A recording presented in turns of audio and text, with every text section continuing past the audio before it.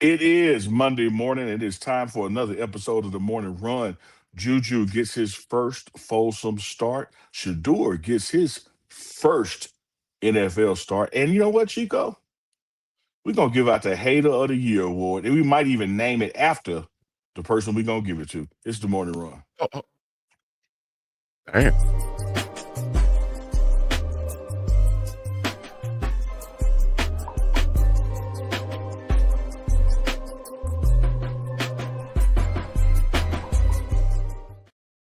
Happy Monday. Happy To Monday. you. Yes, indeed. And to all the runners out there that have mounted up right here on the pregame network for the morning run with Uncle Neely, Big Dog Chico, and sometimes, maybe, for sure, Dukes the Scoop. Dukes the Sometimes maybe Scoop, and possibly guaranteed. guaranteed, possibly. We got my dog Dukes coming in. Or as one particular fan person called him, Scoops the Duke. The pregame network, guy. You need to go out and support the pregame network run by Uncle Neely, Scoop the Duke, and Chico. These guys, they're three guys, man. They're doing positive things. They're empowering young men. They work with the university, specifically with the University of Colorado. They also work with a lot of historic black colleges, man. Putting the fun. I got the gear, fresh off the market. Go support them, man. Pregame network, man. Uncle Neely, buddy, supporting these guys. Go Buff.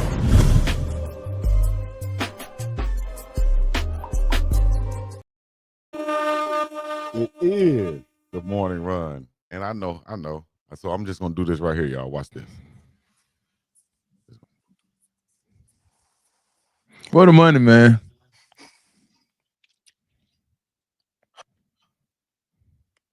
For the money, dog.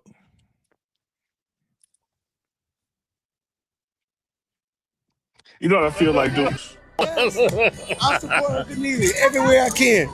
Uncle Neely is the guy, man. He's supporting. He's a Dion man. I'm a Dion man. He's loyal. I've watched you, man. You're so loyal. I love what you do for the community. I love what you do for the people. I love what you do for Boulder. I'm all Uncle Neely. Every day, every day. But lay off Chico a little bit, no.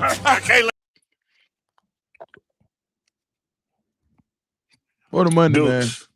Dukes. First, good morning to you. What's up, bro? Good morning, man. And let me say this, Dukes.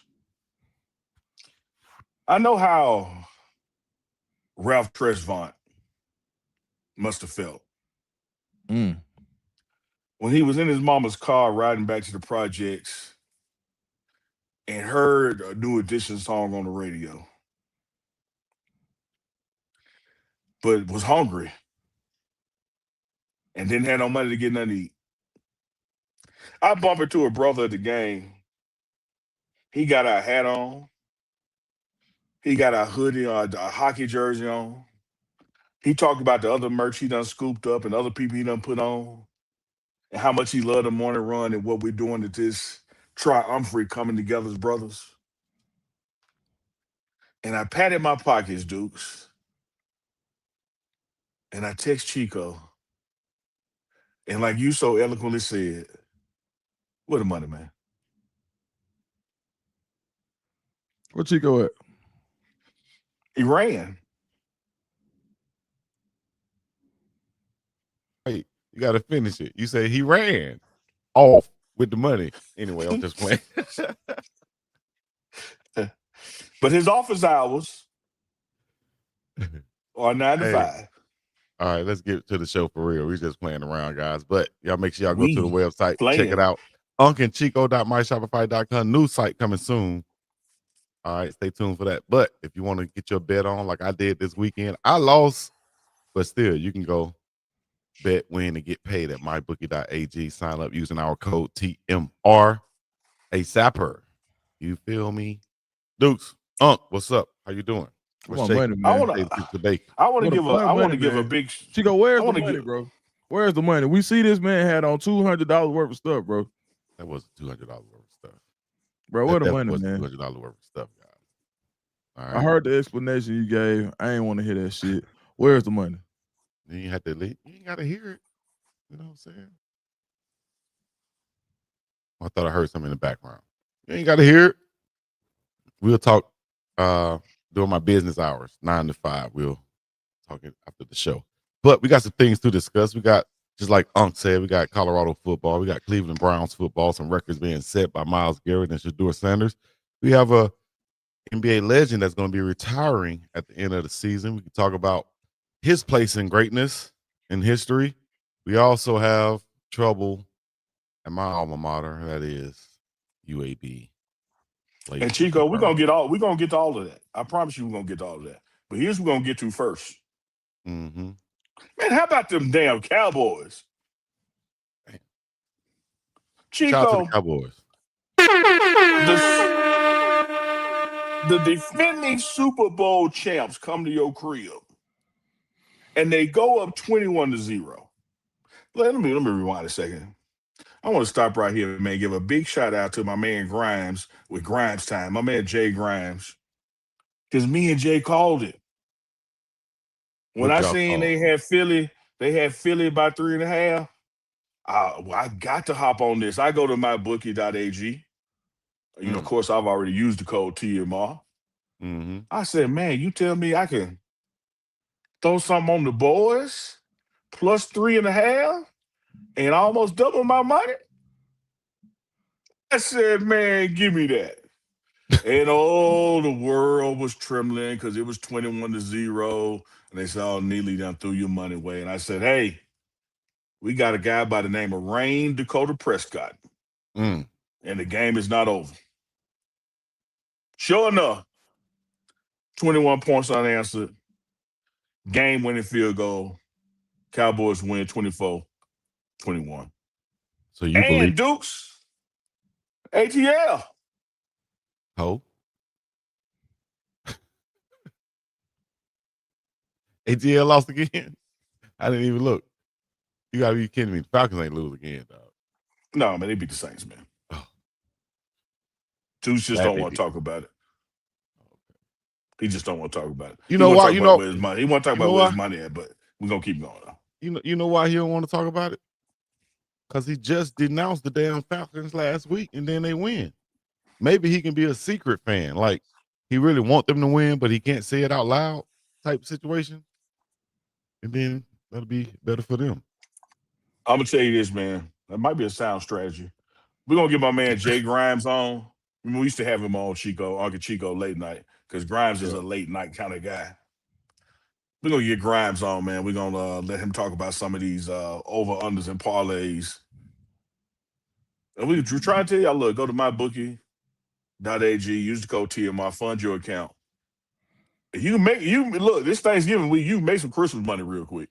It is Thanksgiving week. Happy Thanksgiving to everybody out there, man. It's Thanksgiving week, dog. We gotta turn up. I'm trying to put y'all on game. But to eat, I can't get in. My hair done right now. Everybody getting their Thanksgiving braids. You feel me? I got a line like Kawhi back with the Spurs.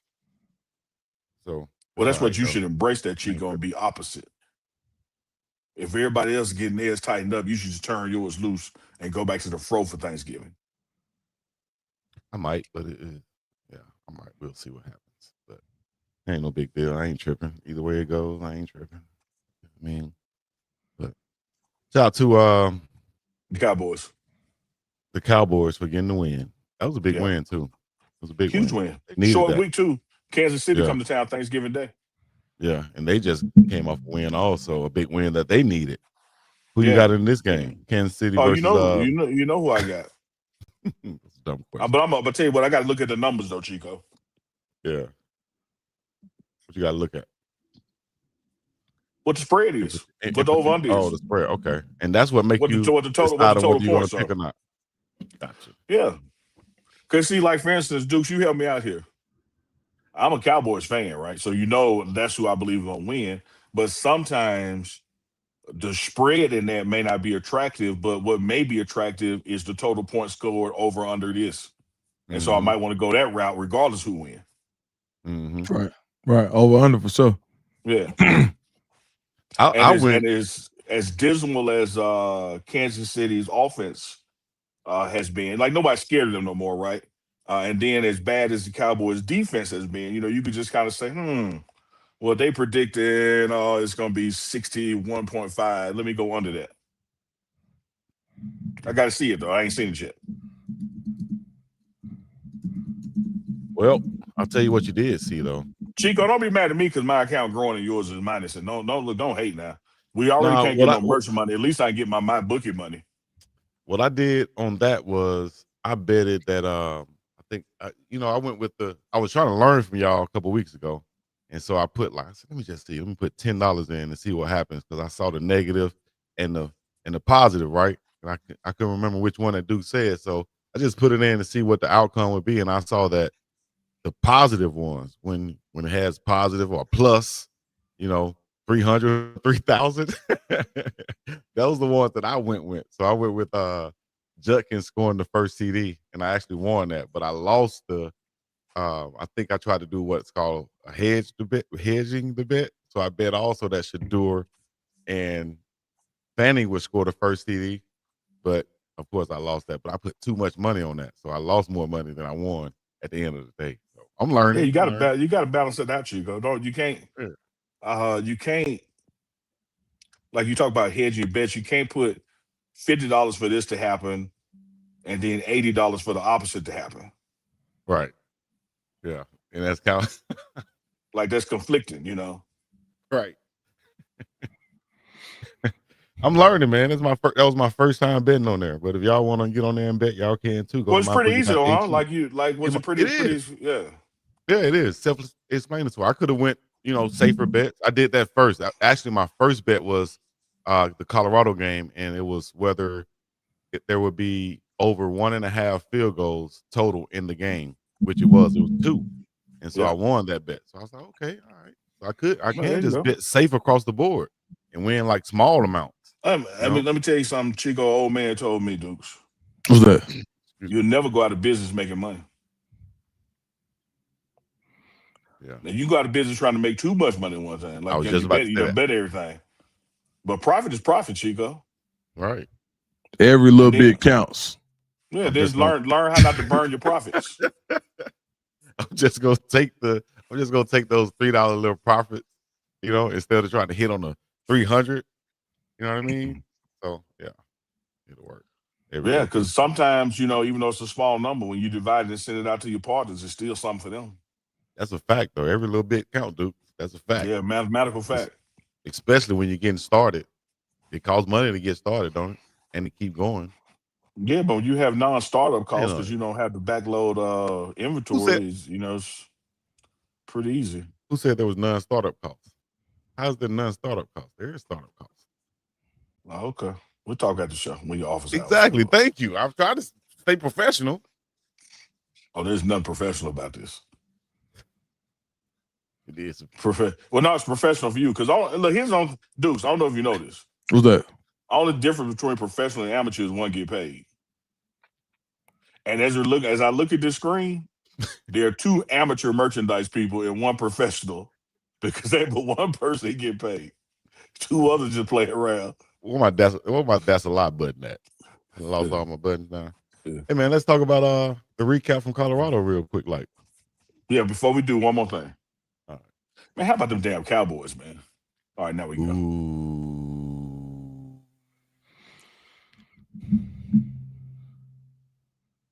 Should I or should I go ahead just go? Yeah, go ahead. Yeah, Colorado, Juju, first home start. What you got?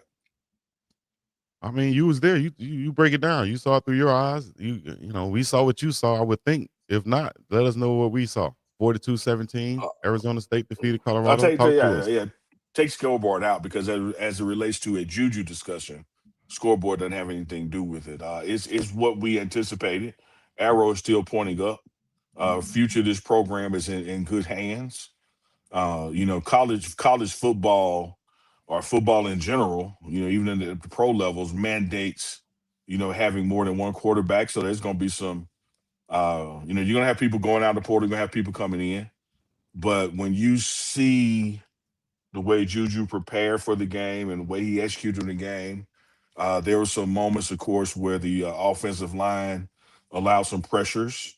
But I think his response to that pressure, juxtaposed or considering his age and experience, you gotta grade it above the line versus below it, and frankly, I think some of his leg mechanics and then finding a receiver downfield was phenomenal. Had a lot of drops in the game, man.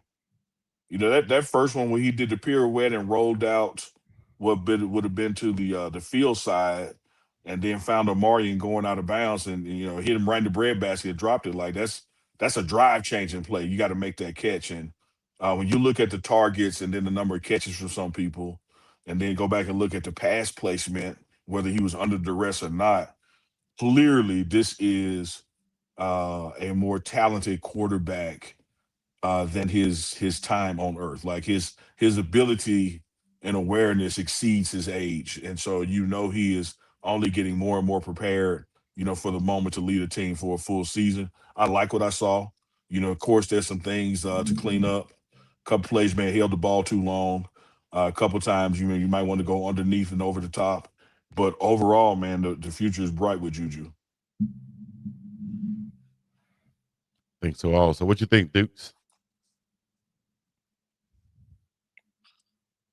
Let me ask him. He's not taking your questions today. So, Dukes, when you see this kid from Georgia, who's been in the bright lights and spotlights of one at every level, and then you can consider that he really should be like in high school right now, just coming out. What did you see when from Juju's performance, first home performance at Folsom as a starter? I mean, I saw basically what I was expecting. I think it did take him a while to get settled. And when I say settled, I mean I don't want it to come off the wrong way. But when I say get settled, I mean there were some throws that Drew usually makes with his eyes closed that he didn't. Now, some of the throws that he did make that Colorado wasn't able to capitalize on, and I think that kind of it can help you be unsettled, right? When you got a young quarterback, you have to do everything you can to get them comfortable. It really kind of reminded me of Shedeur yesterday, right? Not to get there. I know we'll go there, but when you get an opportunity to make a play, you got to make them, especially with a young quarterback, because momentum and feel and tempo and pace are all real things, even though they're intangible. So with Jew, I feel like even for him to be able to rebound and get his completion percentage back, I believe he finished at 50%, if I'm not mistaken. But it didn't start that way. And for him to stay in there, hang in there, I want to say pause beforehand the punishment he took. When there were questions about was he going to be able to stand up to the physicality of the game at barely 18 years old, he proved that he's not scared. You want him to slide a little more. I do. I want him to slide a little more, but I think I would grade his performance as a B, and I think that as Colorado continues to upgrade around him, as they continue as the skill positions get better, and as the feel for play calling around him and his skill set gets better. You got to think this is Brett Bartolone's third game calling plays. If he was calling, I don't know. You can't really assume, right? Okay, so. And that's his third game calling plays. As they get into a rhythm, you'll start. Every game is data for the offensive coordinator and the quarterback as a tandem. So this was their second game together. So as they get into things and they start, you know what? I know Drew likes this when he gets this look. What you think, Drew? And they'll game plan and it'll look better this week than it did probably week 2 and week 1, I think. And we heard Shedeur just talk about the importance of weeks of preparation. He said it, hey, look, I did this in 1 week. Imagine the whole offseason. And I kind of just pictured Juju saying that, like, hey, I just got the job. Imagine a whole offseason of me being the guy. And I think that he really performed well. He could have made 100 out of 100. But, I mean, shoot. At this point, for what was going on in the game, I think he played well enough for Colorado to win. Yeah, I think one thing about the QB position, when you talk about 100 out of 100, is so reliant on participation from other people. Whether that is the running back chipping somebody before he goes out, offensive line, doing what they're supposed to do, all the way to a receiver running the right route, coming out the right break, and then catching the ball. And so you got to look at a lot of mechanics of it when you grade them. I'm with you on the B. And then the reason I'm as high as a B, like I want to be a C, But the reason I'm as high as a B is that I don't think he ever got settled. Mm. And I think what you saw him do was kind of like what Shedeur had to do was like, I'm not gonna get settled. I'm talking about Colorado Shedeur. Like I'm gonna Mm. have to make this happen regardless if the protection breaks down or not. I got to make this happen regardless if this route is right or this catch it happens or not. And so I think you saw what he's capable of doing when things ain't quote unquote going right. Uh, there was one, I love his legs. He is a football player, and football players play football. But I'm with you. There was a couple of one in particular I wish he'd have slid on.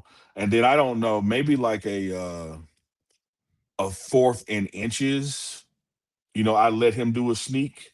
But when it's like fourth and one or longer close, that fourth to me, that fourth down one was probably closer to 2 yards than 1 yard. Mm-hmm. And when you got a guy like Draylon, or Micah, or hell even Dallin, I'd be more comfortable Juju giving it to them than him jumping in that pile. And again, that's just a not that he can't do it. It's a risk reward thing. Yeah, He gets the first and hurts the shoulder. What does that get me? yeah. And then too, even going tempo there, I think there are some things that hindsight being 2020, of course, it's like, oh well, you should have done this, because of course, you go back and you look at how the game went, and it's like, oh, here's everything that could have been done differently. And I was hearing the announcers saying, hey, why do maybe you want to just call the play and line up and do it, but from what they saw, they would have had an advantage by going tempo in that space where not Mhm. or going faster than their usual pace. So Yeah, it's all data to download in a season where things basically Murphy's law of a season. What can go wrong will go wrong, and that's just yeah, kind of and how it's it and been. it did. And so what I continue to look at, particularly in this past game, not past PAST, this most recent game, is I'm looking at the younger guys. I'm looking at the guys that we know for a fact are coming back, or the guys that we can give a benefit of the doubt to are coming back. And I'm watching their performance because those are my indicators for what this spring/fall are going to be like. Because in absence of a spring portal now, when we get through December and into January, and I don't count things until they go to class or go to practice. And so until that happens, and when that happens, you got your team now, Dukes. Absence of grad student here, there, that kind of thing. But you pretty much now you used to go into spring ball and know that your team is going to be different coming into summer. Now you're going to spring ball knowing like this is it. Like this is what we got going for the most part. And so I think that the personnel, the player quality and talent level, and that is including buy-in of a Coach Prime philosophy and culture. I think that is higher this December than it was last December. Yeah. For me, I think what matters is what I would be excited about was the young guys taking a pivotal role. And I think your recruiting starts inside the building first. So when you think about Julian Lewis on offense, who's found his voice as the season has went along, you look at Alex McPherson, you look at London Merritt. You've got Mm-hmm. guys who were born into the culture, who played early, who when your first playing time came as a Colorado Buffalo in this program, in this system. I heard the coach from South Carolina State say something the other day, and I loved it. He said two things, but the one that I'm gonna speak on is they haven't been winning games because they have good teams. They've been winning games because they have a good program. And I think Mm. when the culture of the program, and I know that's not like a big word out there, but the program itself, when people come in, you have to get down or lay down because this is the program already before you got here. I think another year of Tawfiq Bayard on defense, having that voice. This year he came in as a transfer guy. Next year he'll be the resident veteran on the back end. Sure. So when you look at guys who've been in the program who have voices, and Tawfiq Bayard has already shown that he's willing to be a vocal leader. Julian Lewis, Tawfiq Bayard. Now you got kind of, and I'm not sure if these are your guys automatically who will get the L and the D's. But what I do know is you've got guys, young guys who've been in the program who will be able to know how this feels. There are going to be guys who come in this program in the transfer portal who won a lot of games at a different level last year. Hell, it may be some that won a lot of games at another program and decide to come into Colorado. And they may, and every time you got new people, I don't care what it is, if it's a new job, I don't care if it's a new school, new church, everybody always talks about how it was where I used to be. And if you don't have the right leaders in place, that could get it could be dangerous. So I think having leaders who are young in place and all they know is the Colorado way is going to be something that even helps the arrow for next year get pointed up even further. Totally agree with all that, man. You gonna learn by one or two ways. You gonna learn by personal experience, or you gonna learn by somebody else telling you. Right. You've been in Coach Prime's office a couple times, and one Right. time you asked him a question about his office, and he said, "No, Dukes, we say that for Bucky." You like, cool. Right. You ain't never had to ask it again. You know. Yeah, you didn't know, but once you know, now you know. And Right. so, like the point is, there are guys who come into this program coming from other programs. All they know is the other program. Right. And then when you have an absence or a vacuum of leadership that this program experienced with a Cameron McCraig, a Shiloh, a Shedeur, Travis, et cetera, going out, there was this time space right there where you were leadership void from either a experience standpoint with Coach Prime or somebody to tell you. So you had this gap of silence, and then you saw like a Taufik Bayard emerge as a leader, blah, blah, blah, blah. So now what I'm saying is this particular December, you got, Ben is coming back, and Ben may not be a guy that you think of as the most prolific playmaker at safety on the team, but having been an original buff, now been with Coach Prime these years, and now going, the grad school route or a fifth-year senior, so to speak, still being here, look at what he gets to tell new guys coming in. Right. And so now when you have a JB leaving, for instance, you still got a Ben versus having a JB and a Ben going. And I think that's just going to speak well to leadership, communication, culture establishment, how we do things. And like, hey, no, dog, don't go out there like that, man. Prime gonna say something, like just little things, little things. Muhammad Ali said, men don't stumble over mountains, but they are brought down by the pebble in their shoe. And we had a lack of people pointing out the pebble in the shoe from a player-led standpoint. Everybody in there was 53% of the roster was new. And then that 47% remaining weren't guys, at least at that point, vocal guys. Now they are, now they are. Because, you had a guy like Alex McPherson, who he showed up before that bowl game in BYU. He was able to travel and practice and that kind of thing. Now he has a season.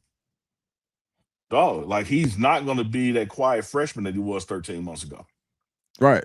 Absolutely. I'm talking to guys from around that you can there and some of the young guys, it's going to be it's definitely you're going to see a youth movement in Colorado for sure.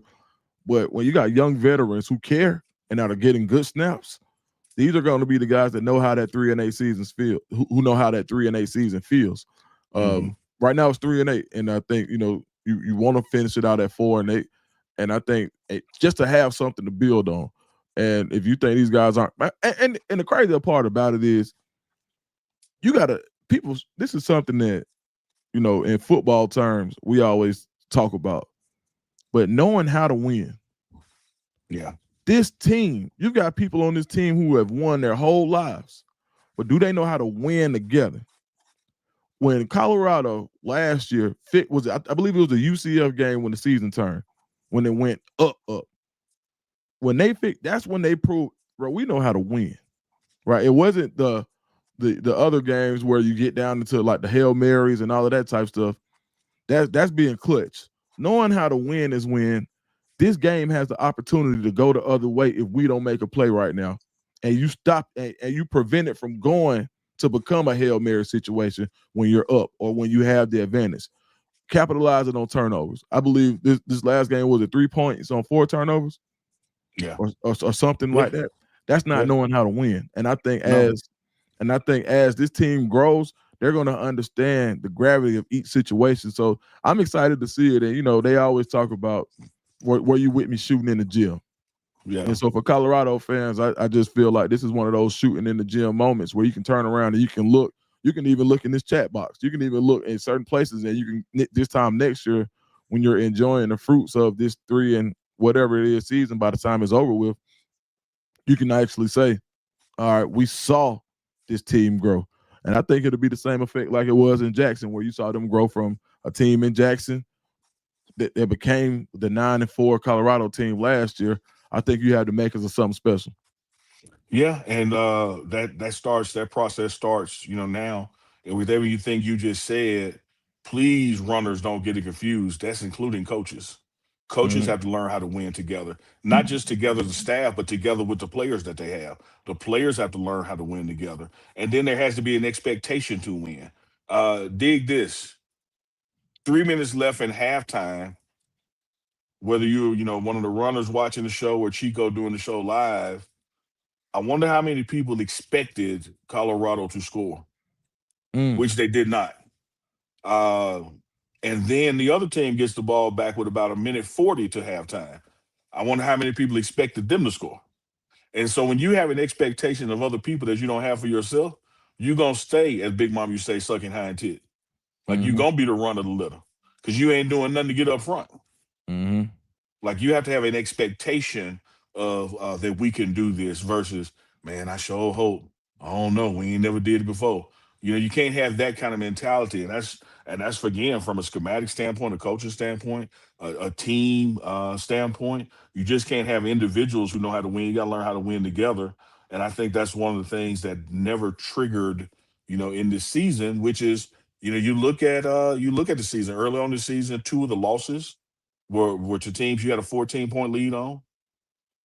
You just played this game, against Arizona, and when you had the lead, it was the first time, Dukes, you might want to get ready to lean back on this.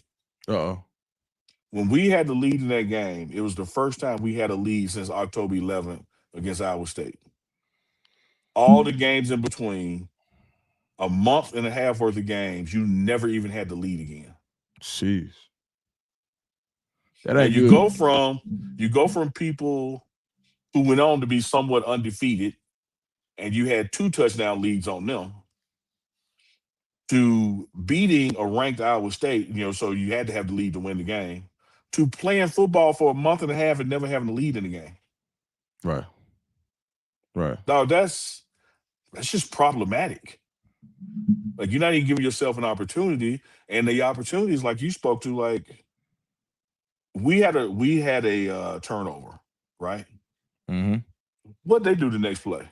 8-yard touchdown. Man, they have a turnover. 4 or 5 of them, we ain't give it 3 points. You can't have it. That's not a championship program, Dukes. Nah. That's not a championship team. That's just a bunch of ball players. I'll tell you what, and we can put a bow on it with this one. It is very well possible to have a losing team and create a winning program. Absolutely. That's the only way it does happen. Yep. You can see that's the only way it does happen. That's a nice bow. That's the only way it happens. Well, speaking of bow, I'm not gonna bow you, Chico. You can come back, man. We good, bro. So, but to speak on, Adam Schefter has just announced that Shedeur Sanders will be the starting quarterback against the San Francisco 49ers. This is the key part. Dylan Gabriel has cleared concussion protocol, and he's still rolling with Shedeur. I'm flabbergasted. I can't believe it. I would not have believed. Had you asked me, my bookie.ag, code TMR to lay a bet on what the Browns were going to do, I would have said once Gabriel clears protocols, they're going to go back to him. And then let him F it up some more and then go back to Shedeur with a couple of games left. What we got, like 5-6 games left in the season? Something like that. Yeah, so I'm shout out to the Browns, for doing the right thing. Because when I look at the game, not only did Shedeur win it, he did it in a fashion that Dylan Gabriel, with all due respect to him, is not capable of doing. Yeah. So to me, it should have been just a foregone conclusion that Shedeur was going to start the rest of the season. But because we're talking about the Browns, I totally expected that to not be the case. Yeah, I think what Shedeur gives you, not just from a quarterback perspective, well, I'll say from a play at the position, from a position perspective, But as a quarterback as a whole, when we speak about quarterbacks, we hold quarterbacks to a different level of accountability than you hold any other position on the team. That's it goes right. coaching staff, and then staff assistants, and then it goes staff, then quarterback. Your starting quarterback has a large responsibility because it's how people plug into him. The Browns plugged into Shedeur. They got a little extra juice. He didn't have 10 sacks, but I think some of that could be attributed to Shedeur. Now, Myles Garrett has been sacking everybody all year long. 18 sacks. He should obliterate the record this year. But what I'm saying is this. Did you see his face when Shedeur hit that first long pass? The 52-yarder that easily could have been a touchdown. But Absolutely.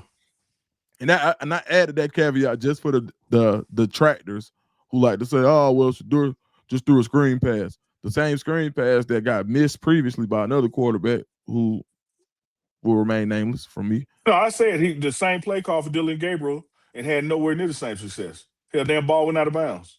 Right. So, with Shedeur, a tough game this week against the 49ers. And I'm hoping the game plan looks like, I'm hoping the game plan matches what the commitment. I hope the commitment of the game plan matches the commitment to Shedeur right now. And I hope this is, the Browns don't even let you get happy about nothing. You know what I mean? Because it's like no, at all. Because it makes you feel like, what's the catch? Yeah, at all. Look, I'm sitting here now, and as much as I'm elated about this, and they give Shedeur a whole nother week of preparation for a particular opponent, because if my mind and the schedule in my head are connected, that's a Sunday game, not a Thanksgiving game. So you got a week. It's not a short week like my Cowboys are dealing with. How about them damn Cowboys? But I will say that you still kind of sit there and wait on the other shoe to drop. Like you said, what's the catch? What's the gimmick? Because I saw a head coach, and I started to show off with this, Dukes. I don't know if you heard it when you were logging on. Hater of the Year award, I'm going to actually name the Kevin Stefanskii award. Post-game, you got a game ball in your hand. I ain't taking nothing away from the Browns defense, but Myles Garrett does what he does. And I think the game where he does break the single-season sack record, give him the game ball because that's historic. You had a young quarterback come in as a rookie, moved up from fourth string all the way to starting, and did something that ain't been done in 35 years, which is 17 games. Now they're 1-17 as it relates to a first-time starter winning the game. And you're like, yeah, offense was okay, good job, Shedeur. And hey, man, how about it's like you don't want him to do well. Right. That's just, and I don't have no other way to term that, Dukes, but a hater. Man, it's like, all right. Now let me go a little step further, Dukes. All right. It's one thing, as they say, to hate from outside the club. We expect that. Right. You in the club. You with us. And my success is your success exponentially. I literally can save your job. And you talking in a manner like you don't want me to do well, or that was whatever, man. Yeah, you know what? That's a hater, dog. I felt like even if you gave Myles Garrett the game ball for breaking his own record, I could see that. But I think the energy in which I felt like that was an opportunity missed to really put some confidence behind Shedeur. I don't care if he had 100 yards and they won, to put some confidence behind him. Like when you have young quarterbacks, let's say, because I know it's people that's going to say, all right, well, he didn't just have he didn't have a legendary performance. He didn't.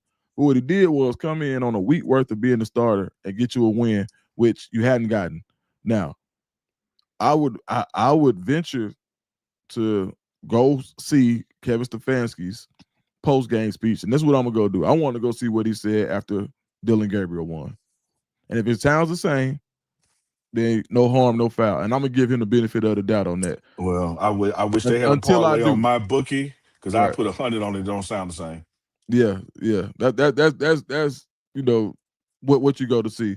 The optics look bad. It looks like he was on a high, and then when he got to Shedeur, he was like, yeah, we had a rookie start a game today too. Well on Shedeur. But Myles Garrett, woo! Yeah. I didn't like it. I didn't like it. I didn't appreciate the tone. And once again, now let me say this, runners, Dukes, just because I didn't see it, don't mean it didn't happen. I'm not running the cameras for network TV. I don't know what's everything on the sideline takes place. So just because I didn't see it, doesn't mean it didn't happen. But I saw Deshaun Watson talking to Shedeur and even had the tablet out. I don't see none of the coaching staff doing it. Yeah. Particularly, I don't see like the head coach giving him a nice little ass pat pause, dapping him up, giving him a hug after a big play or big possession. I don't see it. Yeah. Yeah, no, I mean, I think when it comes down to it, it's one of those things where it's like it feels bad on the outside, but I think the intended I don't know what the intention is, but I think what's going to happen, the result is going to be all it does is strengthen Shedeur. I was about to So say, man, here's the Browns' saving grace. Shedeur ain't normal.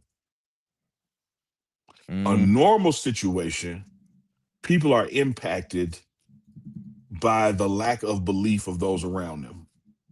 I'm gonna give you an example like of a kicker, but I'm not saying that this is a characteristic of Mata. I'm just saying I know it matters to Mata. We all know, right. statistically speaking, Alejandro Mata ain't gonna miss. But who is there to hug him after every kick? His Yeah. head coach. Yeah. And do you not know what it says to a person like, man, that dude got my back. I don't want to let him down. Right. Like, not only do I not want to let myself down, my teammates down, like, I don't want to let this dude down because he been with me. He done bet on me. He done supported me. You just don't see the Browns organization to date with that Right. kind of support of Shedeur. But again, their saving grace is his support comes from the man above, God, and comes from his family. And so he really don't need y'all to pat him on the ass. He really don't Right. need y'all to say, attaboy, give him a game ball. You could look at his body language behind Stefanskii when this was happening, and Shedeur wasn't tripping. Right. You know how a lot of dudes, Chico, Dukes, y'all been in a situation where they about to hand out an award or a certificate or something, and they describing who it goes to. And damn, it sounded a lot like you, Duke, so you start edging up in your seat. And just they say, now come on up here, Cynthia. You be like, damn, like you got to sit down, play. No, I ain't tripping. Right. Like Shedeur was in that room. He like, I don't expect him to give me the ball, but I know it's Yeah. my ball. I know it's my ball. I know what I did out there. And you can look at the stats. Say, yeah, it was just one touchdown. It was really like three because look at the one like you said that could have fell into the end zone, but got tackled. You look at the fumble Judy gave up. Like the Shedeur had a nice game. I think there's still some instances where he went home run instead of going for the double or the single. You want to move the chains, and that's something you're going to learn as an NFL quarterback. It's again when you and I talk about mybookie.ag, it ain't your heart. You're talking about the probability of success.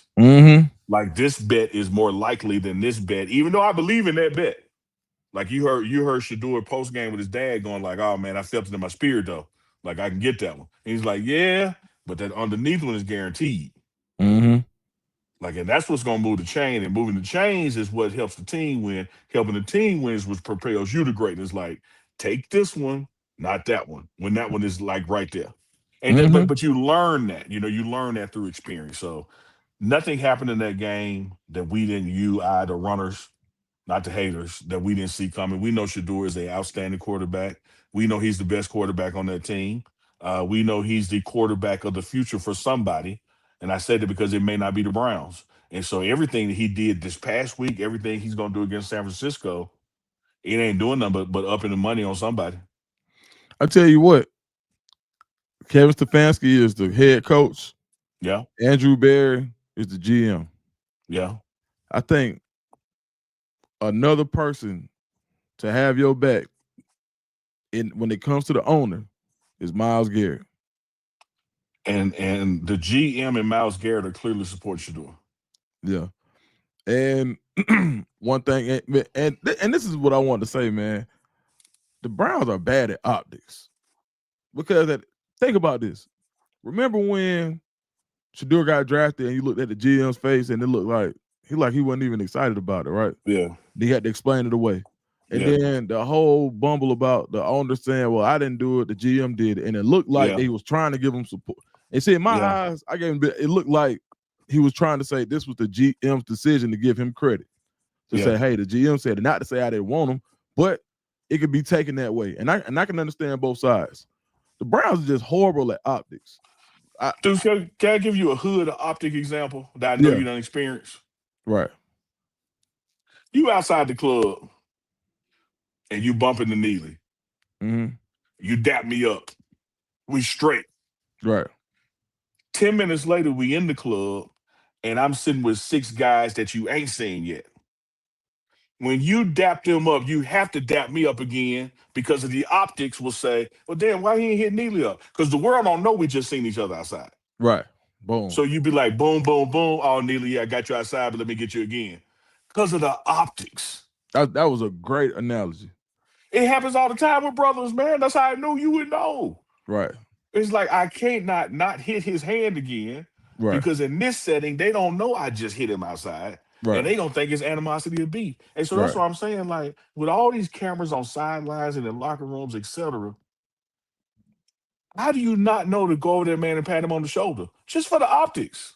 Yeah, they bad at optics. You can pat him on the shoulder and be like, hey, you know I don't fuck with you, right? But the camera's on. Good job. Like,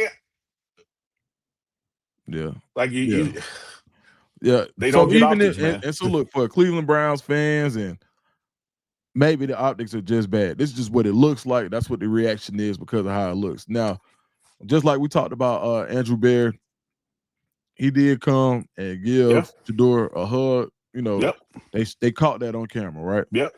So it might have been saying in his ear, man, my bad, should have been you all along. I don't know what he was saying, but optics matched a guy who's done something that ain't been done in 17 games over 35 years. Yeah, man. The man deserves a hug. Man, Eric, when they said Eric Zaire, man, I was 10 years old when Eric Zaire was finished, I believe, 3rd for the Heisman in '93 at the University of Georgia. Somebody check my stats on that. That's how long ago that was. That's about right, because I was junior going to the senior at Jack State when he won. Yep. So that would have been 93-ish. Yeah, but I think he ended up 3rd. I want to say, did Toretta get it or Charlie Ward? Or was it Marshall Falk? That was one of their years. Did Marshall Falk win? Marshall Falk ain't win it, did he? No, He came 3rd 1 year too, I believe. That might have been Gene. That might have been Geno year. If we had Manny here, he'd look it up. Yeah, I'm gonna look it up. But yeah, I think we're gonna see, man. But I'm interested to go and dive into the 49ers. They're a 7-14. They got Robert Saleh, who we know calls a good game defensively. I don't think they've been getting the pressure that they've been getting in the past, but scheming wise, the 49ers make it a really ugly game. So I want to see what Kevin Stefanskii does game plan wise. Well, one thing he's done, or is told to do, or is happening, I don't know who actually in charge in Cleveland or not, is you put your best damn chance on the field. Mm-hmm. You got a chance now. And I'm glad to hear that Gabriel, because we wish everybody good health, is clear concussion protocols, and it's all right. But there's often been this unwritten rule in the NFL and other leagues that you don't lose your job because of injury. You back, and then we might make a change after that. So I'm surprised, man. I'm pleasantly surprised that the Browns are putting the best player out there. Yeah, man. Yeah, man. Absolutely, man. Zaire finished 7th in the Heisman. Yep. Dukes, when you talk about putting a bow on things and stuff coming to an end, and you remember when and age and all that kind of stuff. 2008. When you look at the redeemed team from 2008, the roster for that team, now that Chris Paul has announced this is his last season, only leaves one person still playing. That's LeBron James. And I gotta say this, Dukes, and this particular season ain't over. We don't know what's gonna happen. But I was really hoping Chris Paul to do one more, because I would love to see him run point at Houston, because I think that's all they missing down there. Man. They got all these 6'11", 7'2" guys, but if they could get them a seasoned veteran, I don't need too much of you. Just bring the ball across half court, point guard. I don't think anybody can stop him in the future. Yeah, man. Lob City all over again, man. Good gracious. But shout out to Chris Paul. He has announced that this is it. And when this is it, that leaves LeBron from 2008. And you talking about, Bosh, rest in peace, Kobe. I mean, it was some ballers on that 2018. And right now only two are left, Paul and James. The part about that is even crazier is 2008 was 17 years ago. Goodness gracious. 17 years ago? Can you imagine having the same job for 17 years? And still doing it at the same level or higher. Man, LeBron. And I think this year, Chris Paul finally is saying retirement based on his stats. And, he doesn't have the same juice he had before. Even when you see him play, it's not the same. LeBron isn't the same either, but LeBron's ceiling was so high that he's an all-star today. That is ridiculous. Yeah. That's ridiculous. Yeah, 23 years later. Man. Good. And if you look at, shout out to everybody else who went into their 20th years and beyond. And you're talking about guys who were once averaging 28, 30 a game, dropped down to 6, 5, 3 a game. If that is the standard, and I know it ain't the standard for LeBron, I'm talking about the standard of acceptance, that because you were once so prolific, I will allow you to hang around even though you're just giving me 6. Mm-hmm. LeBron can play another 10 doing that. Man, he could. Yeah, he played. And I'm not exaggerating when I say 10. He got another 3 of getting you 15 to 25. Right. Yeah. Yeah. And he got another 7 after that he can get you 6. For sure. Absolutely. So if nobody tripping over Shaq giving 6 or Wilt giving 5 or with Dr. J, if LeBron, man, look, that dude can play another 17 years if that's the standard. Right. Yeah, absolutely. I can't believe, man. Sheesh, boy, that's crazy. 2008 was 17 years ago. If that don't tell you that you got to take every day like it's your last, man, you really can't take a day for granted because this thing flies by and nigga end the end. Speaking of, man, that kind of analogy, I was watching this little Instagram clip where the guy be walking up to millionaires and just picking their brain about stuff. Mm-hmm. And the millionaire said, "Hey, man, hold on, I got something I keep in my car." And he pulled out this ribbon, right? Mm-hmm. And he said, average man lives, 70 years. He said, so this ribbon is 100, right? So I'm gonna tear this off. And that was like the 70 to the 100 portion. And then he said, now I'm 60. So I'm 0 off to 60. I can't go back. I'm gonna tear that off. And he was left with this. He said, dog, this is all we got. What's behind you can't go do again. And stuff that's way ahead of you, statistically, you're not gonna be around to get it. He said, why not give this your all when you know it's all you got? Amen. That's strong. Like he said, it's just this little portion right here now. See, you look at that whole ribbon and your mind tell you, oh man, I got a lot. No, all you got is that. Man, my dad just had his 83rd birthday on November 16th. Shout out to Pops, man. Yeah, Pop. Oh, B Dukes. B Dukes had his 83rd birthday, went down to Rio de Janeiro. And what I'm talking about. And Pop's in good shape too, man. Pop say, you got me in good shape to go to Brazil. Hey, him. Look, Pop say, man, if you get what I got, talking about years in life, he said, man, I'm in the fourth quarter. I'm approaching overtime. Yeah, no, he won. You at halftime. Let me ask you a couple questions, Duke, that I know the answer to. Yeah. Your daddy black, right? Yeah. Oh, he in overtime. Yeah. Like he winning. He done won. He ain't got to go to Rio. But he can go to Selma and see Chico. He won. Won, huh? Right. 83? Yeah, he 83. Black man in the South? Man. He won, dog. Yeah. Man, you can't. Hey, look, I tell you one thing, man. All of this stuff we talk about, like the racial discussions, man, boy, you can't. He saw it. is that like, you know, yeah. Now my granddaddy, not my great granddaddy, not my great. My granddaddy was born in 1890. My daddy's daddy was born in 1895. So looking from now, I'm praying I get the longevity that they had. But yeah, when you look at everything that's going on, like think about like granddads versus what they could tell you. And my granddad saw it in 1905. He was 10 in 1905. That's my granddad. You know what I mean? So it's some of these discussions that we hear that where they say, "Oh, that's just how it used to be." Shoot, man, to my family, they go, man, my folks had a fit about me going to Auburn, boy. It wasn't easy now. Dudes, let me tell you this, bro. That stuff wasn't that long ago. Yeah. You got, as you just articulated, you got people who lived it still living. Right. How you gonna tell them to get over it? Right. You get over it when don't nobody remember it. And which is why there's a lot of people trying to remove stuff from history books. Because if you never learned it, it never happened. And if it never happened, you can't hold it over me or use it as leverage. I don't owe you nothing. Man, you're right. And so you're about to have a whole future generation and then generations that were never taught what this used to physically, tangibly happen in this country. Oh man, man, I can't remember. It was it was a situation where it was a quarterback playing that was African American, and then there was a Caucasian quarterback behind him, and the white guy was 10 times better than him. I was like, Dad, listen, this ain't when you grew up, man. The boy just better than him. Man, you would, boy, and my dad down there put me out, man. I ain't lying. He was like, hey, you been in Auburn too long. Get this nigga up out of here, man. Like,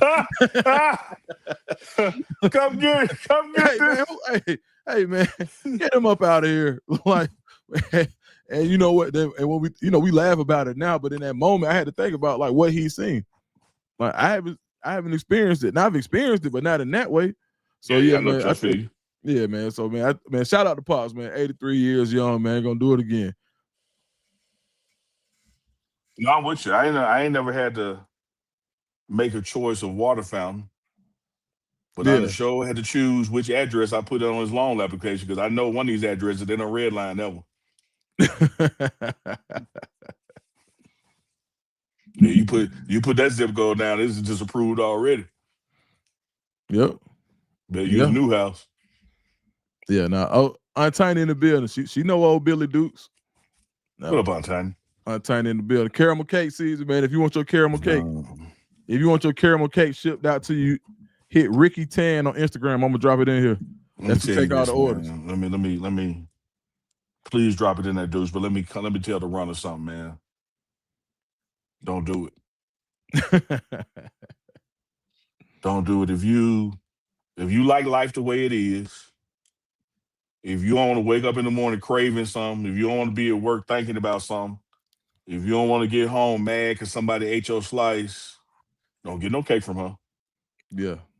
Because it's gonna change your life. But now if you can take being distracted all day because you at work thinking about the cake,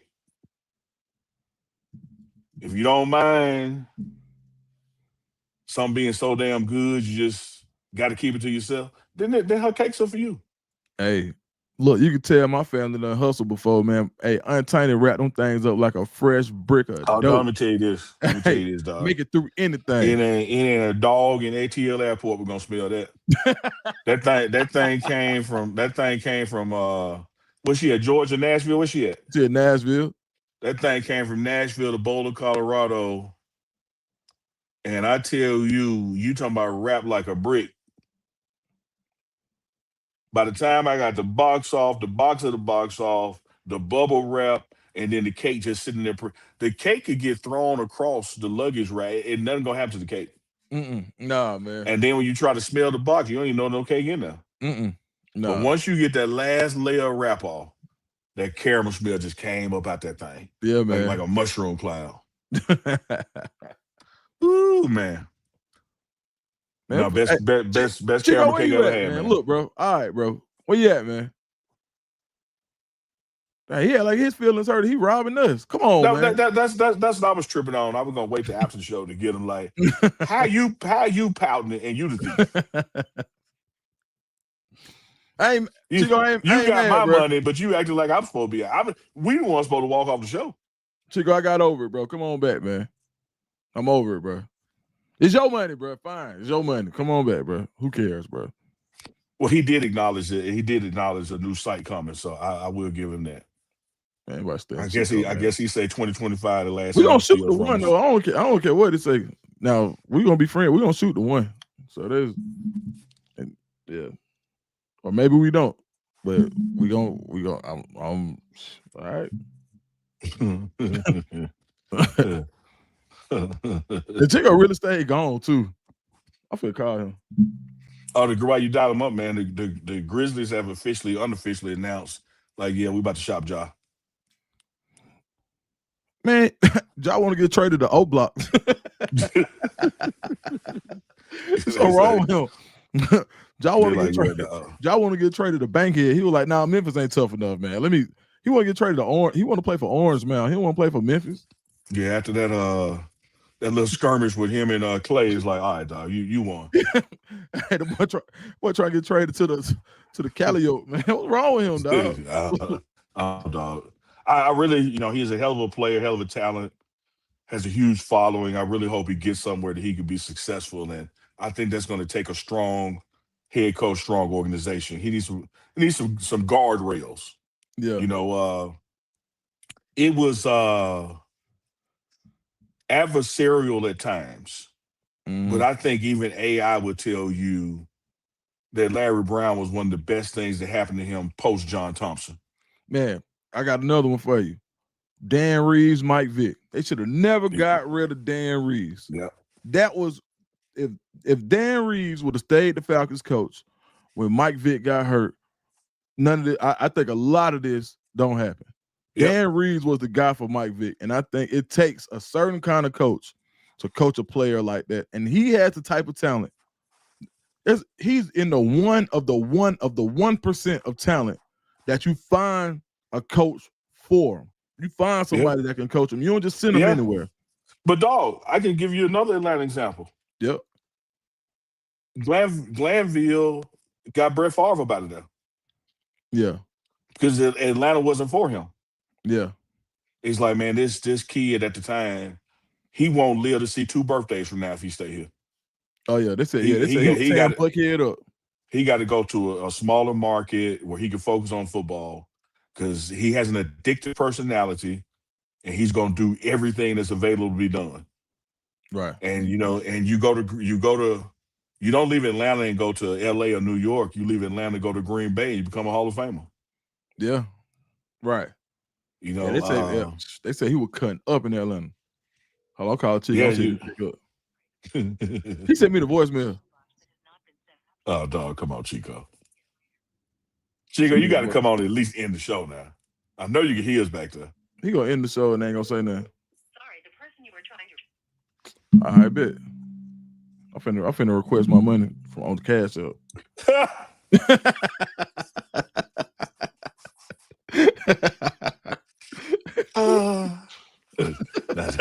That's a him request. That's a good one. That's a good one. I'm finna ask him for $23. Chico, come on the show, man. Stop playing. Reach back, pull your panties out your ass, and come on the show, man. Nah, he ain't coming on the show today.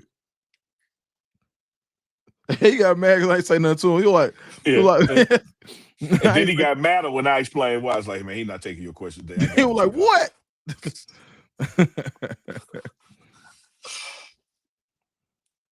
see. Boy, my daddy got the cash up. I ain't know that. This boy Billy Dukes ain't playing. 83 with the cash out, man. That's what I'm talking about. Regina, who got dad that cash out? I know Regina in here somewhere. Chico Cleveland. Speed got him. Request. My money. My dividends. Where my money? That's better. I got that request in. You requested Got that in. Chico. I bet he declined Keisha the jump Love so say she miss fast. you. Keisha Love say she miss you. Come back, Chico. Oh, we can't do it without him. Shit, man. It'd be a marathon like the Mafia-thon. I ain't tripping. You better believe it. I'll tell you. You better believe it. Absolutely. How that man sent you a voicemail, man? Man, might stun him, man.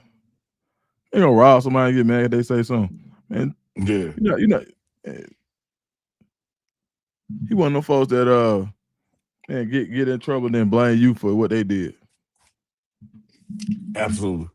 Well, let's circle back real quick, Deuce. ATL. Yep. We didn't get to do our ATL Cowboys Misery Love Company because there was no misery. Man, I ain't. You know what? I ain't ready yet. Like, okay, all right. Take time. I heal. knew. You got to heal. Yeah, man. I know. Like, I almost relapsed yesterday. Me and Cam, we had the game on while we was folding clothes, but we weren't really paying attention. And you know, we did some work around the crib. We knew they was winning. And you know, now Cam did say, he was like, man, they still my Falcons, but I ain't watching them. That's what he said. Yeah. He said they still my Falcons. And that kind of touched me a little bit. You know what I mean? So I don't know. I got to see it again, man. They win 2 in a row, man. I'm bringing the helmet back. They get 2 in a row. I'm bringing the helmet back. Let me ask you this, Dukes. Yep. Because you're an ATLian and a Falcons fan. For sure. Like, I'm a Cowboys fan, but like, other than work trips or something, I've never lived in Dallas. And, you know, you have division foes. Like, we got the Giants, Commanders, and the Eagles. But there's just something about Philadelphia that I really just don't like them. Like, you know, don't get me wrong. I don't like the Giants. I don't like the Commanders either. But there's something about Philadelphia. I really just don't like them. What is it about the Saints over the Buccaneers or the Panthers that ATL just don't like Nola like that? Man, you know what? I think it's, I don't know, man, because it could be Tampa, and it's never been Tampa. Now, I need to do some research, but I just remember being at the bottom of the NFC West, the West, with the Saints. Like, you know, the Saints and the Falcons used to be in the NFC West back in the day. And the 49ers used to kick everybody's tail. And I think it was the 49ers, the Rams. It was the 49ers, the Rams, the Saints, and the Falcons, if I ain't mistaken. So I think that's how it started out. So just remembering, dang, so what conference was Tampa Bay in back in the day? Let's say in the 80s. That's a good Whichever question. was, they was at the bottom too, because that's when they were creamsicle, right? Yeah, creamsicle in one game a year. Yeah. So I just think like that, you know, just beating up on each other. Then too, you look at the fan bases. These probably the 2 most African American based fan. They the 2 blackest fan bases in football. See, that's what I think it is, Dukes. And I don't mean like black on black crime standpoint. Let me give you this analogy. You like my brothers outside the club and still got to dap up inside the club analogy.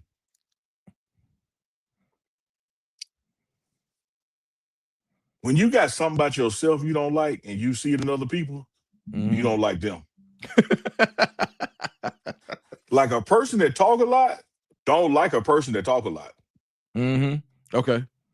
A drunk, don't like a drunk. Man, here you come, this little drunk ass, always walking up. Right. And what I see is like these 2 black cities, cool in their own ways. Right? I really don't have a lot in common musically or food wise, but that's where you go to kick it. Like, you know, you going to Atlanta, or you going to New Orleans, and of course Houston, you know. Right. That's where you go to kick it. I think y'all just don't like each other because y'all see each other in each other. Yeah. So the Bucks were in the NFC Central, which I can remember. So before they made the NFC South in 2002, the Bucks were in the Central. So you talk about not liking each other for that long, right? Yeah. coming from the old NFC West to the South. That is just a long-standing rivalry. And if you look at the videos, it was lit. All the Falcons fans went down there. They had multiple Atlanta concerts. Pastor Troy performed. Kilo Ali performed. They had Kilo, like the old school Atlanta stuff. Pastor Troy, Kilo, somebody else performed down there, like at multiple spots in New Orleans. So it's always a party. And they're gonna come up here, and it's gonna be full force up here when they come. So it's really like the party aspect, because right now the Falcons game ain't nothing but a day party. You're gonna see 3 or 4 people perform. Like the last time I went to a Falcons game, it was Crime Mob perform, the Young Bloods perform, and the Cupid Shuffle dude perform. That ain't nothing but a day party. So, and they lost, but you know they won the party. Yeah, hey, but it ain't. Now I'm willing to bet it ain't a better party scene in the NFL than the fact we're gonna win the party. See, even with the Super Bowl, you know, one of the first things that got announced as far as city changes, that's why I be like, man, we gotta relax sometimes. The first thing that got announced when we went to the Super Bowl, one of the first, was that they was gonna let all the strip clubs open on Sunday. First thing. I ain't got no problem with it, but that's where we went first. First, man. Like we partied, man. We party holics, man. There's something wrong with us, man. We can't help it. I said, damn. Yeah, like I told you the other day, y'all got the world's busiest airport and gave the least damns about the pandemic. Pandemic been over 6 months, one for Atlanta. Man, what? Boy, it was a super spread event every day. Every day. Monday through like, Sunday. Man, we finna have a party. We don't care. And people gonna get on planes and go right back where they came. Man, bro, a contact-free, man, bro, this is crazy. Man, the strip club during the pandemic was so funny, bro. Oh, my goodness. Man. They weren't stripping with masks on, man. Who won? Dude, stop playing, man. Man, hold up. Dude, stop playing, man. All right. What? Okay. And then guess what? It wasn't even, it was man being, man, the Flame, 2020 in the Flame, by summertime, everything shut down, right? By the summertime, when everybody doing all this, by the time Lil Baby dropped that album, Lil Baby started it. He dropped that crazy album that year in 2020 with all them songs, Before I Go Broke Like Jock. Man, folks had to go outside. Atlanta had the hottest album in the world at the time. Lil Baby was going crazy. Man, we was outside. Man, they stopped wearing masks. Stop, just no more masks. Like I told you, my partner the other day, it was October when I finally got COVID, and it started in like maybe February or whatever. Yeah. It took me a while to get. He said, man, I done had it 6 times. Dog, speaking of Dallas, I was in Dallas. Me and my 4 partners had a little reunion, and we just kicking it, kicking weekend, Thursday through Sunday, we just kicking it. Right. And just as we were getting ready to leave, that's when the Dallas Mavericks had a game and put everybody out. Cancel the game. Like, and of course, you're like, man, what the hell going on in the world? So we get back home and like, man, damn. Because when you out your boys, you ain't watching no news. Right. Man, we had no idea what was going on in the world. Or about to go on. Bruh. Man, I just thought about it. There's another reason everybody was outside in Atlanta. They say Atlanta one of the home of the scammers. Everybody had money, man. Whether it was unemployment. Oh, y'all got the PPPs too. Y'all the king of that. Woo! What? Not even just the PPP loans, and folks was hitting the PPP. I mean, for exorbitant amounts of money. So it's folks who ain't never had a Rolex had a Rolex. Folks who ain't never, buying cars, shoes. That man, really, I think Atlanta drove the price of shoes up.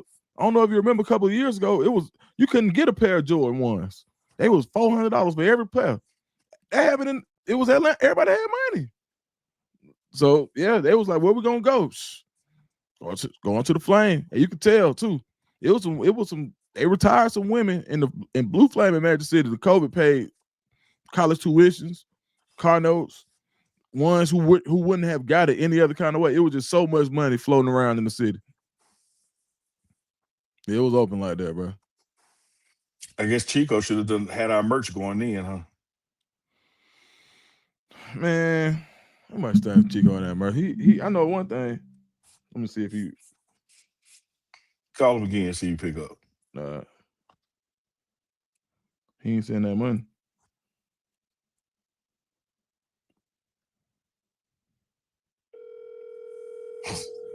If it end fast. Oh no! Oh yeah, he hit the button. Yeah, he hit the button. On FaceTime him. Yeah. He hung up my phone. I'm gonna keep calling. You gotta block me. Oh, yeah, the FaceTime gonna let you know. Yeah, he gonna text and say, "Dog, I'm doing something." Yeah, tell him to come in the show, produce the show. That's all good. He gonna have to turn on silent. It won't be another. It won't be, he keep ending it too. He mad.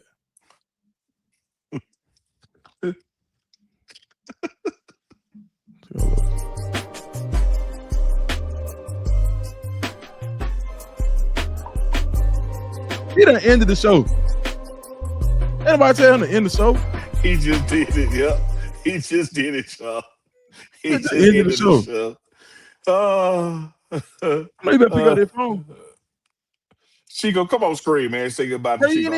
How you gonna